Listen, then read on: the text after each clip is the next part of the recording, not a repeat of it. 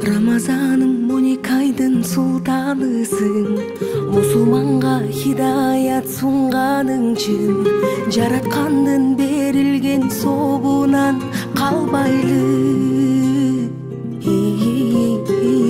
Дуба менен тососың күндүн таңын, 30 күндү сезесің суунун дамын, акыретте унутпай орозо кармайлы чын.